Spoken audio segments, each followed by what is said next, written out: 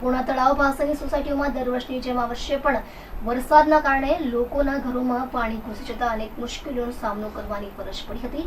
આ પરિસ્થિતિ વચ્ચે આ પાર્ટીના નગરસેવક અને વિરોધ પક્ષના નેતા પાયલ સાકરિયાએ સ્થાનિક લોકો સાથે મનપાની કામગીરી સામે રોષ પ્રગટ કરી વરસતા વરસાદની વચ્ચે પાણીમાં બેસી ધરણા કર્યા હતા। જ્યાં સુધી પાણીનો નિકાલ નહીં થાય ત્યાં સુધી ધરણા પર બેસવાની ચીમકી આપી હતી। આ અંગે પાયલ સાકરિયાએ જણાવ્યું હતું કે સવારથી બાળકો પણ ભૂખ્યા છે, ઘરમાં પાણી ઘૂસી ગયું હોવાથી જમવાનું બન્યું નથી, લોકોને હેરાનગતિનો સામનો કરવો પડી રહ્યો છે। સુરત મહાનગરપાલિકાના અધિકારીઓ હજુ સુધી વિઝિટ કરવા પહોંચ્યા નથી। લોકોના ઘરોમાં 3 ફૂટ સુધી પાણી જોવા મળી રહ્યું છે। જ્યાં સુધી પાણીનો નિકાલ નહીં થાય ત્યાં સુધી લોકો સાથે ધરણા પર બેસવાની ચીમકી આપી હતી તેમજ ભાજપના ધારાસભ્ય સામે રોષ વ્યક્ત કર્યો હતો।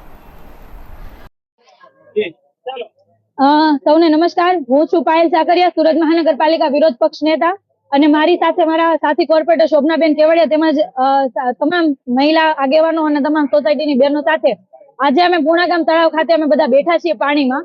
અહીંયા આજે અત્યારે એવું લાગે છે કે જાણે અમે સ્વિમિંગના બાથ ઉપર બેઠા હોઈએ। દર ચોમાસે તમામ જગ્યાઓ ઉપર પાણી ભરાય છે।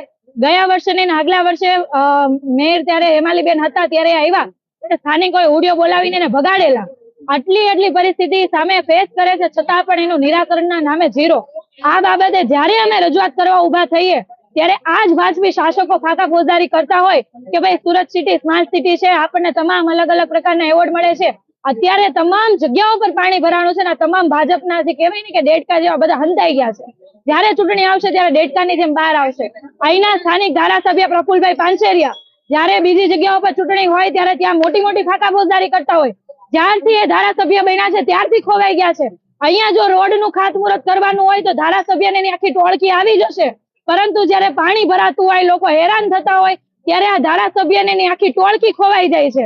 તો એ જે કહેવાય કે કામરેજ વિધાનસભાના ધારાસભ્ય ચોમાસામાં ખોવાઈ જાય છે ને ખાતમુહૂર્તના ખાલી દેખાય છે, એને એટલું કહીએ કે તમારામાં જો તાકાત હોય અને ઓકાત પણ હોય તો ખરેખર આવો લોકોની વચ્ચે અને બેહો અહીંયા પાણીમાં, જે રીતના લોકો જીવે છે એવું જીવીને બતાવો, પછી તમે મોટી જ્ઞાનની વાતો કરજો।